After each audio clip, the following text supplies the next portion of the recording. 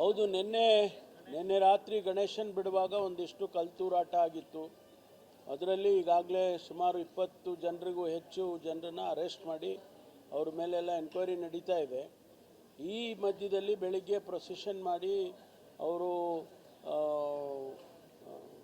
ಅನೇಕ ಯಾರ್ಯಾರು ಸೇರಿದ್ದಾರೆ ಇನ್ನೂ ನನಗೆ ಗೊತ್ತಿಲ್ಲ, ಅದರಲ್ಲಿ ಯಾರ್ಯಾರು ಸೇರಿಕೊಂಡಿದ್ದಾರೆ ಅಂತ. ಅವರು ಹಿಂದೂ ಸಂಘಟನೆ ಅಂತ ಹೇಳ್ತಿದ್ದಾರೆ. ಅದನ್ನು ತನಿಖೆ ಮಾಡಿಕೊಂಡಾಗ ಗೊತ್ತಾಗುತ್ತೆ. ಈಗಲೂ ಕೂಡ ಅಲ್ಲಿ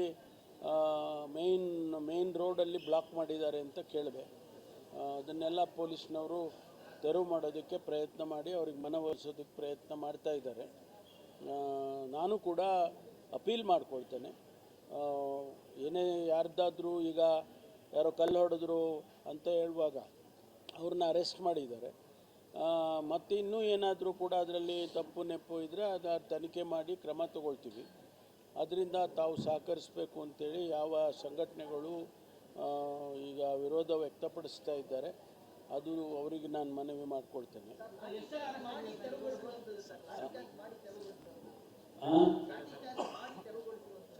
ಇಲ್ಲ ಈಗ ಬೇಡವಾ, ನಿಮ್ಮ ಶಾಂತಿಯನ್ನು ಕಾಪಾಡುವಾಗ ಒಂದು ಹಂತದವರೆಗೂ ಪೊಲೀಸ್ನವರು ನೋಡ್ತಾರೆ.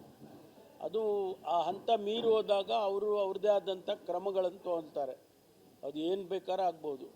ಅದರಲ್ಲಿ ನಿನ್ನೆ ಅವರು ಇವತ್ತು ಬೆಳಿಗ್ಗೆ ಲಾಠಿ ಚಾರ್ಜ್ ಮಾಡಿದ್ದಾರೆ, ಮಾಡಿ ಡಿಸ್ಪರ್ಸ್ ಮಾಡಿದ್ದಾರೆ. ಮುಂದೆ ಈಗ ನಡೀತಾ ಇದೆ, ಇನ್ನೂ ಏನು ಮಾಹಿತಿಗಳು ಬರಬೇಕು.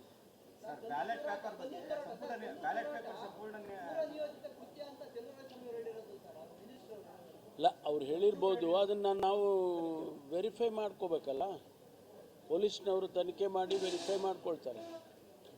ಈಗ ಅರೆಸ್ಟ್ ಮಾಡಿರೋರು, ಅವರು ಕಲ್ಲು ಹೊಡೆದಿರೋರು ಅವರೇ ಆದರೆ ಅವ್ರನ್ನ ಕೇಳಬೇಕು ಯಾಕೆ ಕಲ್ಲು ಹೊಡೆದೆ ಅಂತ.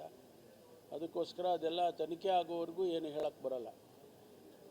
ಸರ್, ಇದು ಬ್ಯಾಲೆಟ್ ಪೇಪರ್ ಬಗ್ಗೆ ಸಂಪುಟ ನಿರ್ಣಯದ ಬಗ್ಗೆ ಬಿಜೆಪಿಯವರು ಓಬಿರಾಯ್ ಕಾಲಕ್ಕೆ ಹೋಗ್ತಾ ಇದ್ದಾರೆ ಕಾಂಗ್ರೆಸ್ ಸರ್ಕಾರ ಅಂತ ಹೇಳ್ತಿದ್ದಾರೆ. ಅದ್ರ ಬಗ್ಗೆ ಏನು ಹೇಳ್ತಾರೆ? ಕೆಲವು ಟೈಮ್ನಲ್ಲಿ ಹೋಗಬೇಕಾಗುತ್ತೆ. ಏಕೆಂದರೆ ಆಧುನಿಕತೆ ಒಂದೇ ಉತ್ತರ ಅಲ್ಲ.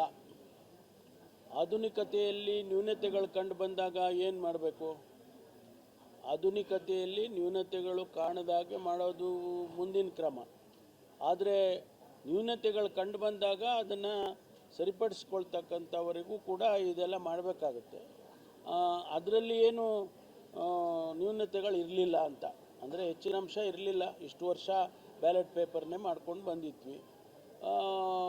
ಮಾಡರ್ನೈಸೇಷನ್ ಟೆಕ್ನಾಲಜಿ ಇದೆಲ್ಲ ಅಡ್ವಾನ್ಸ್ ಆದಾಗ ಇದನ್ನೆಲ್ಲ ಮಾಡೋದಕ್ಕೆ ಕ್ರಮ ತಗೊಂಡು ಇಡೀ ದೇಶದಲ್ಲಿ ಎಲೆಕ್ಟ್ರಾನಿಕ್ ವೋಟಿಂಗ್ ಮಿಷಿನ್ ತಂದರು. ಅದರಲ್ಲಿ ತಪ್ಪಾಗಿದೆ ಅನ್ನುವಂಥ ಕಾರಣಕ್ಕಾಗಿ ಈಗ ನಮ್ಮ ಇವತ್ತಿಂದಲ್ಲ, ಈ ವಾಯ್ಸು EVMಗಳಲ್ಲಿ ತಪ್ಪಾಗಿದೆ ಅಂತೇಳಿ ಇವತ್ತು ಹೇಳಿರೋದಲ್ಲ. ಮೊದಲೇ EVM ಇಂಟ್ರಡ್ಯೂಸ್ ಆದಾಗಿಂದನೂ ಕಾಂಗ್ರೆಸ್ ಪಾರ್ಟಿ ಹೇಳ್ಕೊಂಡೇ ಬಂದಿದೆ. EVMಲ್ಲಿ ಮ್ಯಾನಿಪ್ಯುಲೇಟ್ ಮಾಡ್ತಾ ಇದ್ದಾರೆ, EVMಲ್ಲಿ ತಪ್ಪಾಗ್ತಾ ಇದೆ, ಇದನ್ನೆಲ್ಲ ಮೊದಲಿಂದ ಹೇಳ್ಕೊಂಡಿದ್ದಾರೆ. ಇನ್ಫ್ಯಾಕ್ಟ್ ನಾನು ಕೂಡ ಆ ನ್ಯಾಷನಲ್ ಕಮಿಟಿ EVM ಬೇಡ ಅಂತ ಹೇಳುವಂಥ ನ್ಯಾಷನಲ್ ಕಮಿಟಿ ನಮ್ಮ ಪಕ್ಷದಲ್ಲಿ ನಾನು ಕೂಡ ಒಬ್ಬ ಸದಸ್ಯನಿದ್ದೆ. ಆಗ ನಾವು ಹೋಗಿ ಹೇಳಿದ್ವಿ, ನಾವು ಎಕ್ಸ್ಪ್ಲೈನ್ ಮಾಡಿದ್ವು ಯಾವ ರೀತಿ ಮ್ಯಾನಿಪ್ಯುಲೇಟ್ ಮಾಡ್ತಾರೆ, ಮಾಡೋದಕ್ಕೆ ಸಾಧ್ಯ ಇದೆ ಅಂತ ಡೆಮಾನ್ಸ್ಟ್ರೇಟ್ ಮಾಡಿ ನೋಡಿ ಅವ್ರಿಗೆ ಹೇಳ್ಕೊಟ್ಟು ಅವರು ಒಪ್ಪಲಿಲ್ಲ.